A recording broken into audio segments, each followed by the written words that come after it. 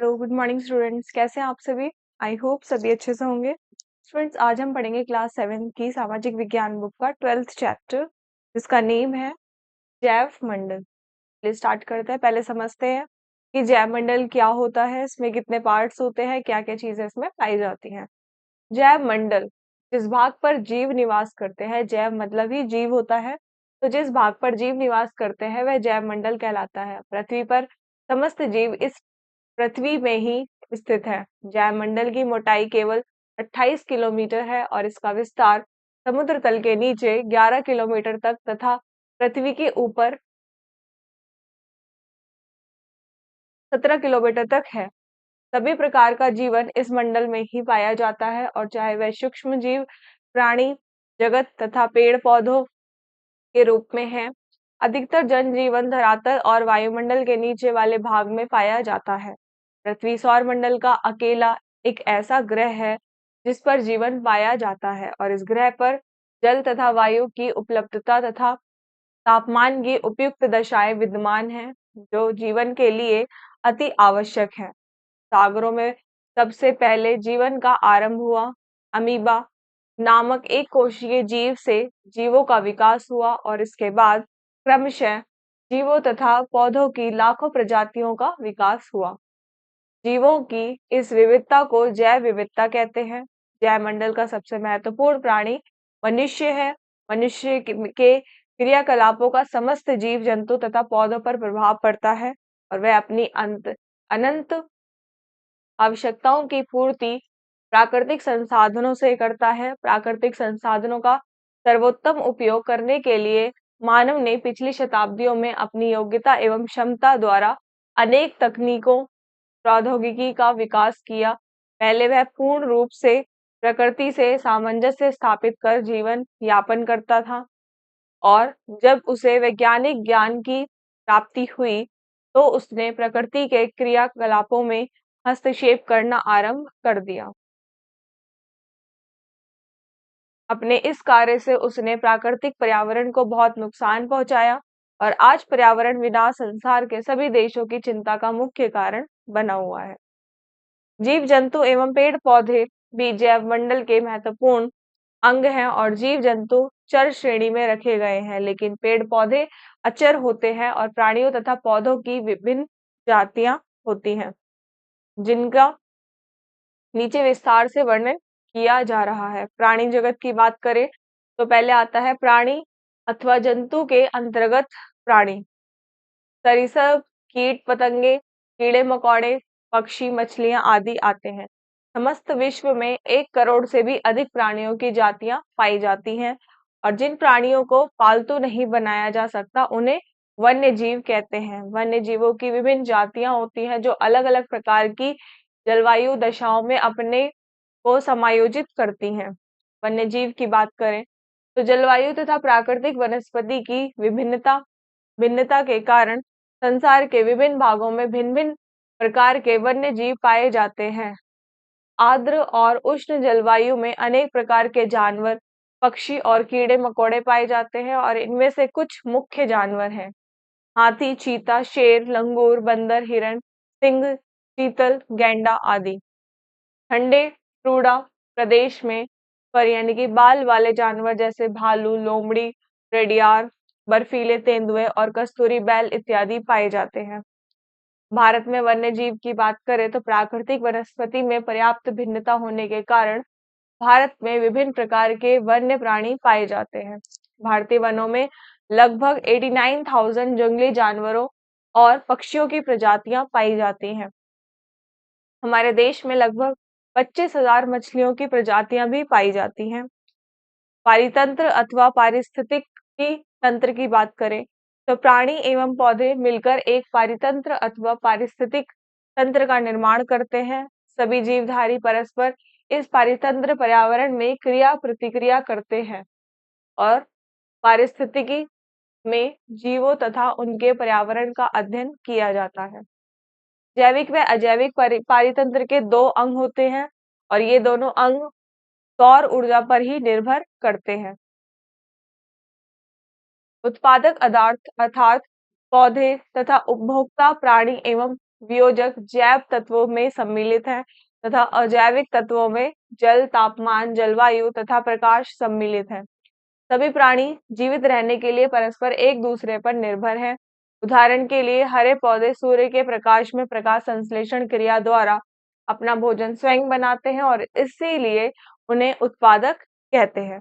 और जो प्राणी अपना भोजन स्वयं नहीं बना सकते वे दूसरों पर निर्भर रहते हैं, अतः उन्हें उपभोक्ता कहते हैं। उपभोक्ता तीन प्रकार के होते हैं: शाकाहारी, मांसाहारी एवं सर्वाहारी। शाकाहारी भोजन के लिए पेड़ पौधों पर निर्भर होते हैं। मांसाहारी की बात करें तो शाकाहारी प्राणियों के शिकार करने से भोजन पाते हैं और मनुष्य दोनों प्रकार के होते हैं, शाकाहारी व मांसाहारी का सेवन करता है,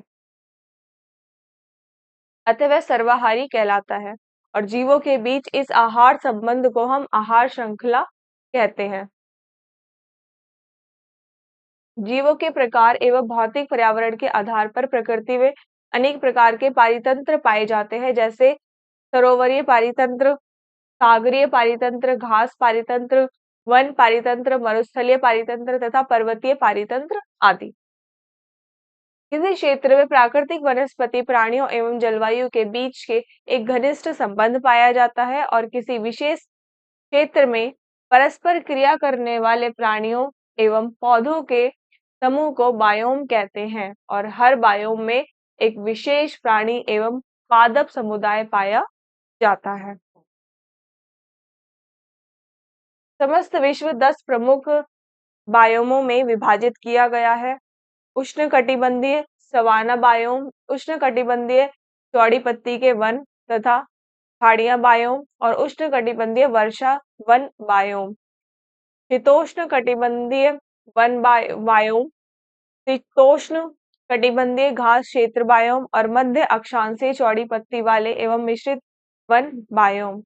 भूमध्य सागरीय बायोम की बात करें तो मरुस्थलीय बायोम, टुंड्रा बायोम तथा टैगा बायोम। बायोम सागर में भी पाए जाते हैं, जैसे कि मूंगे की चट्टानों से बना बायोम। बायोम स्थिर नहीं होते, उदाहरण के लिए दलदलों में बाढ़ आने से उस बायोम के अंदर विभिन्न प्रकार के समुदायों का विकास हो जाता है। पादप जगत की बात करें तो पृथ्वी के धरातल पर उत्पन्न होने वाली प्राकृतिक वनस्पति पादप जगत के अंतर्गत आती है और वनस्पति उन समस्त पेड़ पौधों को कहते हैं जो किसी क्षेत्र में मनुष्य के प्रयासों के बिना अपने आप प्राकृतिक रूप में उगते हैं। और प्राकृतिक वनस्पति में कटीली झाड़ियां, घास प्रदेश और वृक्षों के समूह यानी कि वन आदि सम्मिलित किए जाते हैं। वर्षा और तापमान ऐसे मुख्य कारक हैं जो किसी क्षेत्र में उत्पन्न होने वाली वनस्पति को निर्धारित करते हैं और उदाहरण के लिए अधिक वर्षा एवं उच्च तापमान वाले भागों में ऊंचे तथा सघन वन पाए जाते हैं। रेगिस्तान में जहां बहुत कम वर्षा होती है कटीली झाड़ियां उगती हैं। न्यून वर्षा तथा अति निम्न तापमान वाले ध्रुवीय एवं अध्रुवीय भागों में टुंड्रा वनस्पति पाई जाती है। वन की बात करें तो वृक्षों की अधिकता वाले क्षेत्र वन कहलाते हैं। वनों में वृक्षों के अलावा घास, लताएं तथा कटीली झाड़ियां भी उगती हैं। भिन्न भिन्न प्रकार के वृक्ष भिन्न भिन्न प्रकार की मृदा, भौतिक एवं जलवायु दशाओं में उगते हैं और कुछ वृक्षों की लकड़ी कठोर तथा कुछ वृक्षों की जो लकड़ी है वह मुलायम होती है।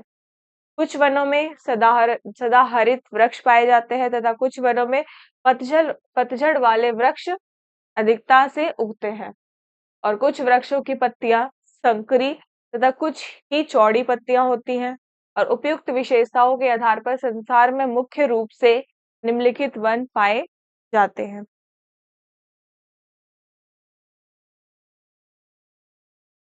फर्स्ट पॉइंट की बात करते हैं, उष्णकटिबंधीय सदापर्णी वन या वर्षा वन की बात करते हैं। इन वनों के वृक्ष किसी भी मौसम में अपनी पूरी पत्तियां नहीं गिराते और इन वृक्षों की पत्तियां चौड़ी होती हैं तथा लकड़ी कठोर, शीशम, आबनूस आदि इन वनों के प्रमुख वृक्ष हैं। दूसरा बात करें अगर हम उष्णकटिबंधीय पर्णपाती वन की, तो इन वनों के वृक्ष शुष्क मौसम में अपनी पूरी पत्तियां गिरा देते हैं और शीशम, साल, सागौन आदि वृक्ष प्रमुख वृक्ष हैं जो आर्थिक दृष्टि से महत्वपूर्ण है। थर्ड पॉइंट, भूमध्य सागरीय चौड़ी पत्ती के वन, प्रकार के वन भूमध्य सागरीय क्षेत्रों में पाए जाते हैं और ये वन सदा हरित पौधे सदा हरित होते हैं। फोर्थ पॉइंट है शीतोष्ण कटिबंधीय चौड़ी पत्ती के वन। इन वनों के वृक्ष अपनी पत्तियां गिरा देते हैं और इनकी पत्तियां चौड़ी होती हैं तथा लकड़ी इनकी कठोर होती है। फिफ्थ है शीतोष्ण कटिबंधीय शंकुधारी वन। इन वनों के वृक्षों की पत्तियां शंकुआकार होती हैं और इनके मुलायम लकड़ी के वृक्षों की प्रजाति का व्यावसायिक महत्व है और रूस के टैगा वन इस प्रकार के अत्यधिक खर्चीले जंगल हैं। घास प्रदेश की बात करें तो ये अनेक प्रकार की जलवायुवीय दशाओं में उगने वाली घासों तथा लंबी जड़ वाले पौधे हैं और ये कम वर्षा वाले भागों में उगती हैं जहाँ बड़े बड़े पेड़ उग नहीं पाते और घासों के अलावा इन भागों में छोटे एवं छितरे पेड़ भी उगते हैं और ये घास प्रदेश दो प्रकार के होते हैं, शीतोष्ण कटिबंधीय घास क्षेत्र तथा उष्ण कटिबंधीय घास क्षेत्र। शीतोष्ण कटिबंधीय घास क्षेत्र शुष्क एवं ठंडे प्रदेशों में पाए जाते हैं और इन क्षेत्रों की घास छोटी तथा कम सघन होती है और आर्द्रता युक्त क्षेत्रों में लंबी घासें ही उगती हैं और वृक्ष प्राय उगते ही नहीं और इस प्रकार के घास क्षेत्रों को दक्षिण अफ्रीका में वेल्ड, मध्य एशिया में स्टेपीज, ऑस्ट्रेलिया में डाउन्स और दक्षिण अमेरिका में पंपाज तथा उत्तरी अमेरिका में प्रियरी के नाम से जाना जाता है। पशु चारण के लिए उपयोगी होने से इसका आर्थिक महत्वपूर्ण बहुत अधिक है और इन प्रदेशों में विभिन्न प्रकार का वन्य जीवन पाया जाता है। नेक्स्ट टॉपिक आता है मरुस्थलों की वनस्पति। मरुस्थलों की सबसे बड़ी विशेषता उनकी अत्यधिक शुष्कता है। तापमानों की दृष्टि से मरुस्थल उष्ण तथा शीतल हो सकते हैं और विश्व के बड़े शुष्क मरुस्थल प्राय महाद्वीपों के पश्चिमी तटों पर स्थित है। अफ्रीका में सहारा तथा कालाहारी व पश्चिमोत्तर भारत में थार उष्ण मरुस्थलों के उदाहरण हैं, जबकि मंगोलिया का गोबी शीतल मरुस्थलों की वनस्पति प्रारूपिक होती है जिसमें कटीली झाड़ियां, कैक्टस पौधे तथा विरल घासों के क्षेत्र सम्मिलित हैं। अधिकांश पौधे मरुद्भिद होते हैं जो अत्यधिक शुष्क दशाओं में से पूर्णतः समायोजित होते हैं। टुंड्रा एक शीतल मरुस्थल है। यहाँ वर्षा के अधिकांश भागों 7 या 8 महीनों में अत्यधिक निम्न तापमान रहता है जिससे पौधों की उत्पत्ति सीमित तथा बाधित होती है। छोटी ग्रीष्म ऋतु के समय यहाँ मार्श, शैवाल, लाइकेन जैसी वनस्पति तथा छोटे फूलदार रंग बिरंगे पौधे उगते हैं। मानव द्वारा प्राकृतिक पर्यावरण से अगर छेड़छाड़ की जाए तो के दुष्प्रभाव देखें। मनुष्य की बढ़ती हुई जनसंख्या ने प्राकृतिक क्रियाकलापों में हस्तक्षेप करके पर्यावरण को बदल दिया है।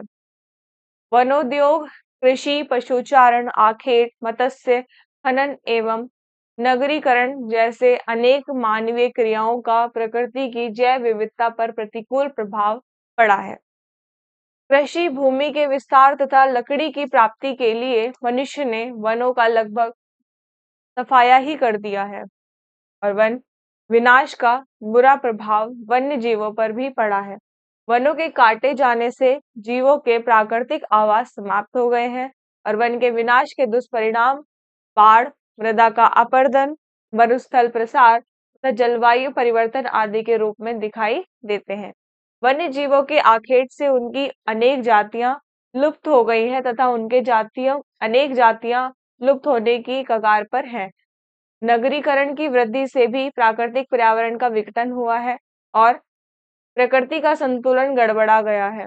मानव द्वारा प्रकृति से छेड़छाड़ करने से विश्व के तापमान में निरंतर वृद्धि हो रही है जिसने वैश्विक तापमान की समस्या को उत्पन्न किया है और इस समस्या से विश्व के सभी देश प्रभावित हैं और इससे सभी देश चिंतित भी हैं। संयुक्त राष्ट्र संघ के तत्वावधान में जोहान्सबर्ग, दक्षिण अफ्रीका में सितंबर 2002 में पृथ्वी सम्मेलन को आयोजित किया गया और इस सम्मेलन में पृथ्वी के पर्यावरण के विघटन से संबंधित चर्चा की गई तथा संपूर्ण विश्व से पर्यावरण बचाव के प्रयास करने का अनुरोध भी किया गया। इस सम्मेलन में निम्नलिखित क्षेत्रों की चर्चा की गई: स्वास्थ्य रक्षा, स्वच्छ पेयजल, सफाई व्यवस्था, विद्युत उत्पादन, ऊर्जा के प्रदूषण विहीन साधन, पृथ्वी की जैव विविधता का संरक्षण एवं कृषि। विकसित तथा विकासशील देशों की प्राथमिकताओं में भिन्नता होने के परिणाम स्वरूप यह सम्मेलन पूर्ण रूप से सफल न हो सका। तो ये था स्टूडेंट्स आपका चैप्टर। आई होप तो ये चैप्टर बहुत ही अच्छे से समझ आया होगा। सो नेक्स्ट क्लास में हम नेक्स्ट चैप्टर पर डिस्कस करेंगे। Thank you so much.